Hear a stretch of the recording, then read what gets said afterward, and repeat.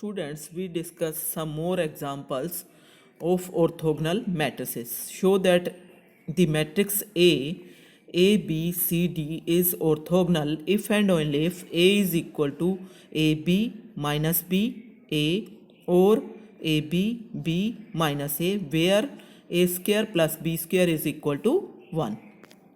Now we have A is given A, B, C, D.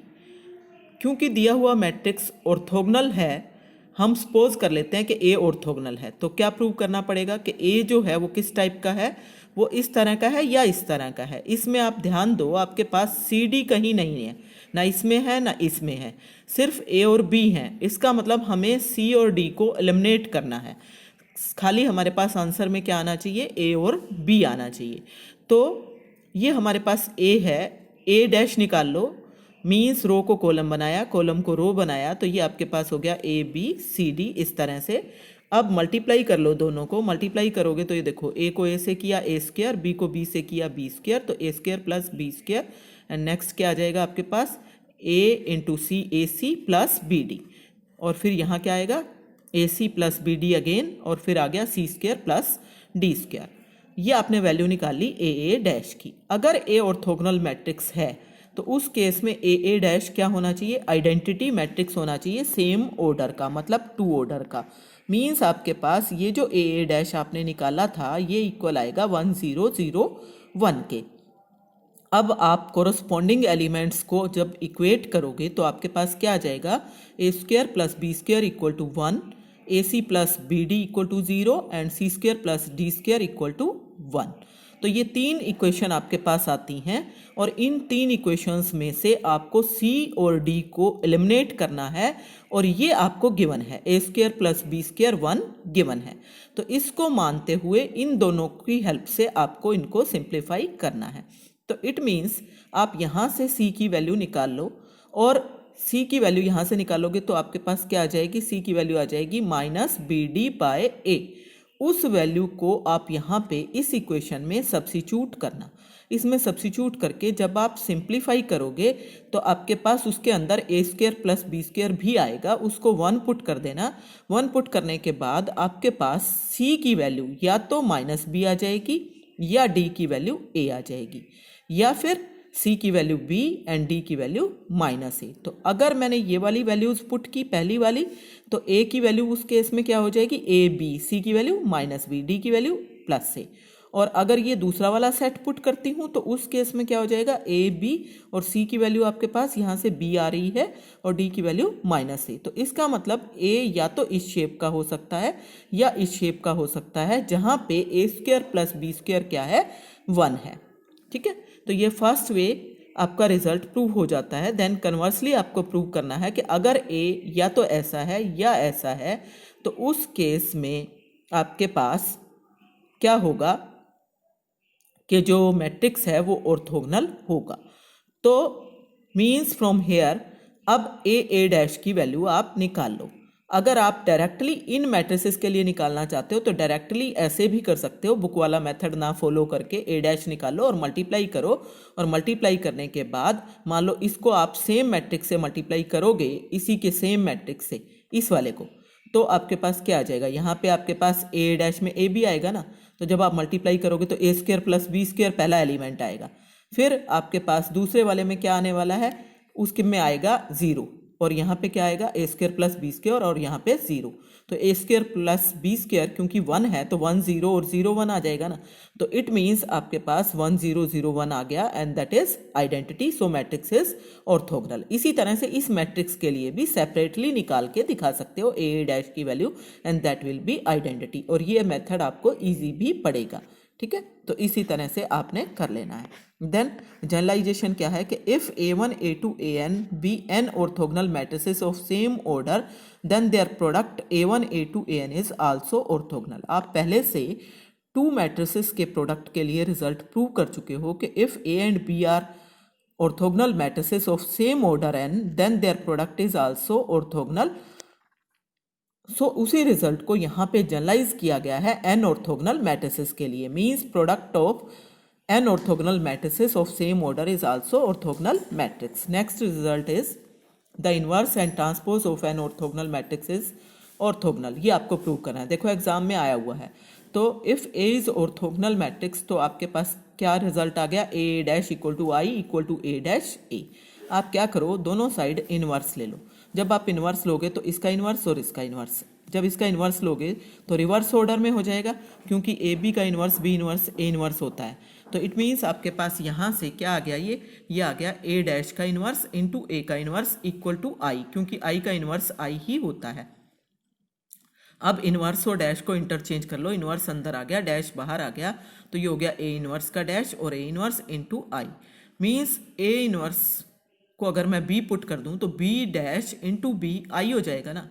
Means B कैसा हो गया, orthogonal matrix, और B मैं क्या ले रही हूँ, ए इनवर्स। तो it means A inverse is an orthogonal matrix. इसी तरह से ए डैश को प्रूव करना है, तो ए डैश क्योंकि आई है, दोनों साइड डैश ले लो, तो क्या हो जाएगा, ए डैश का डबल डैश और फिर ए डैश। तो इसका मतलब ए डैश को अगर उसी के ट्रांसपोज से मल्टीप्लाई कर रहे हो तो आंसर क्या आ रहा है, आइडेंटिटी आ रहा है। Therefore A dash is an orthogonal matrix. तो ये आपके पास रिजल्ट आ जाता है। ठीक है, नेक्स्ट हम क्या कर रहे हैं, यूनिटरी मैट्रिसेस के लिए कुछ रिजल्ट प्रूव करने वाले हैं। यूनिटरी मैट्रिक्स होता क्या है, पहले ये देखो, यूनिटरी मैट्रिक्स की डेफिनेशन देखो कि क्या है। A square matrix A over the field of complex numbers. यहाँ पे ध्यान दो, ऑर्थोगोनल में क्या था, over the field of real numbers था, यहाँ पे क्या है, over the field of complex numbers है। Is said to be unitary if a theta equal to a theta a is identity। a theta means conjugate transpose, means a को अगर उसी के conjugate transpose से मल्टीप्लाई किया जाए तो result क्या आना चाहिए, आइडेंटिटी मैट्रिक्स। तो from the definition it is clear that A is invertible, क्योंकि जब इन दोनों को मल्टीप्लाई करने से आइडेंटिटी आ रहा है तो ये दोनों एक दूसरे के इनवर्स हैं। मीन्स ए इनवर्स की वैल्यू क्या हो जाएगी, ए थीटा हो जाएगी। मतलब अगर आपके पास कोई मैट्रिक्स यूनिटरी पहले से दे रखा है और उसका इनवर्स पूछता है तो आप डायरेक्टली ए इनवर्स निकाल सकते हो। खाली आप क्या करो, उस मैट्रिक्स का कॉन्जुगेट ट्रांसपोज ले लो। और अगर ऑर्थोगोनल दे रखा हो तो A inverse equal to A dash होता है, तो इसका मतलब आप डायरेक्टली उस मैट्रिक्स का ट्रांसपोज निकाल लो। अब एग्जांपल्स देखो यूनिटरी मैट्रिक्स के। मान लो ए है आपके पास 0 माइनस आयोटा आयोटा एंड 0, तो ए बार की वैल्यू मीन्स आपको क्या लेना है, कॉन्जुगेट लेना है। तो आयोटा किस में चेंज होगा, माइनस आयोटा में, तो 0 यहाँ पे माइनस आयोटा का हो गया प्लस आयोटा, आयोटा का हो गया minus iota and 0।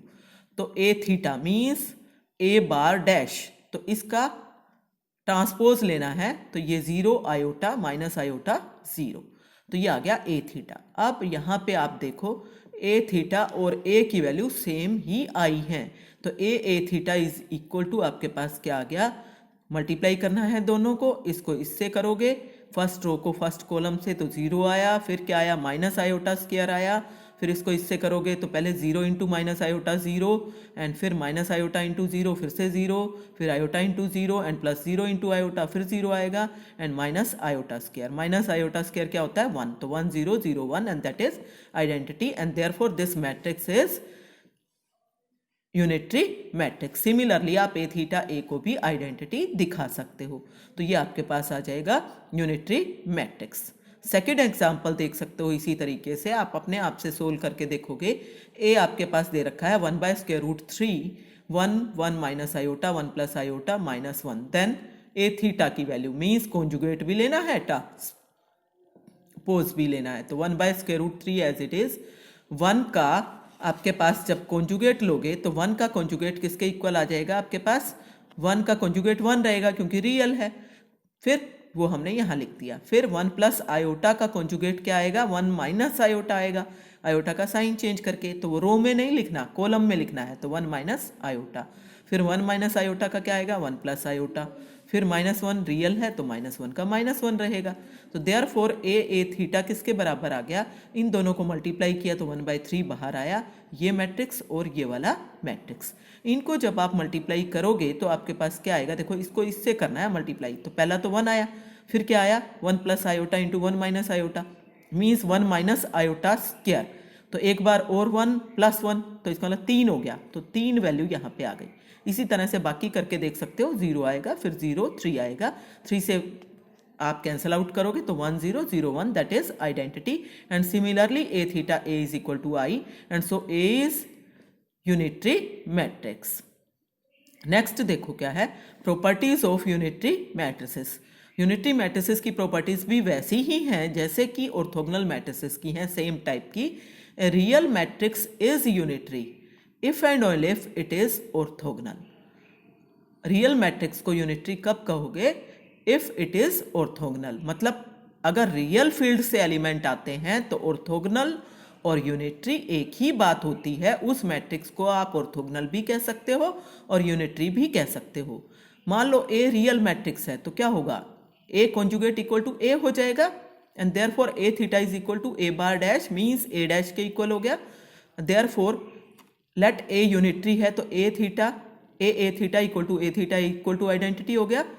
A theta की वैल्यू ए डैश है ना, तो A dash is equal to A dash A is equal to identity आ जाएगा, and therefore A is orthogonal matrix. And conversely suppose A is orthogonal matrix तो A dash equal to A dash A equal to identity, और A dash की value A theta के equal है real के ऊपर, तो A theta equal to A theta A equal to identity, and this implies that A is unitary matrix and hence the result. तो इस तरह से आप प्रूव कर सकते हो।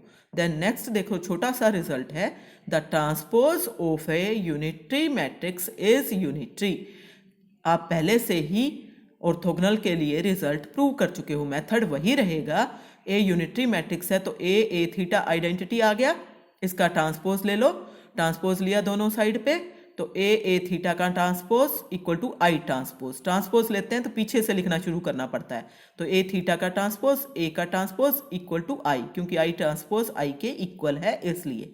अब यहाँ पे देखो, ट्रांसपोज और थीटा बाहर निकाल सकते हो, ट्रांसपोज अंदर चला गया, थीटा बाहर आ गया, तो ये ट्रांसपोज का थीटा है। और जब एक मैट्रिक्स का खुद का कॉन्जुगेट ट्रांसपोज एंड इनटू वही मैट्रिक्स आइडेंटिटी के बराबर हो तो वो मैट्रिक्स हो जाता है यूनिटरी। तो ये आपके पास हो गया unitary, and therefore this matrix is unitary. Similarly आप उल्टा भी प्रूव कर सकते हो, मतलब A dash into A dash theta is also identity, and so आपके पास क्या आ जाएगा?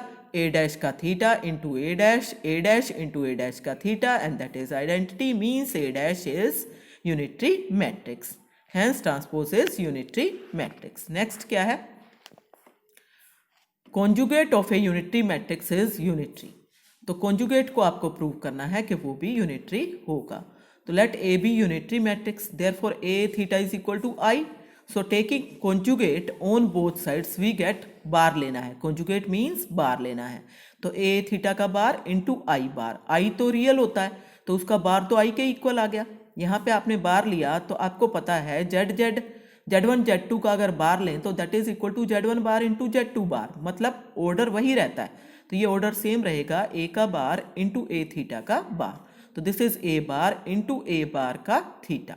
हमने क्या किया? थीटा को बाहर निकाल लिया, बार को अंदर ले लिया, तो अब ये एक मैट्रिक्स, ये उसी मैट्रिक्स का थीटा मीन्स कॉन्जुगेट ट्रांसपोज, और आंसर क्या? आइडेंटिटी। इसी तरीके से सेम आ सकता है, A bar theta equal into A bar equal to identity, so A bar कैसा हो गया? Unitary matrix. तो ये आपके पास रिजल्ट आ जाएगा।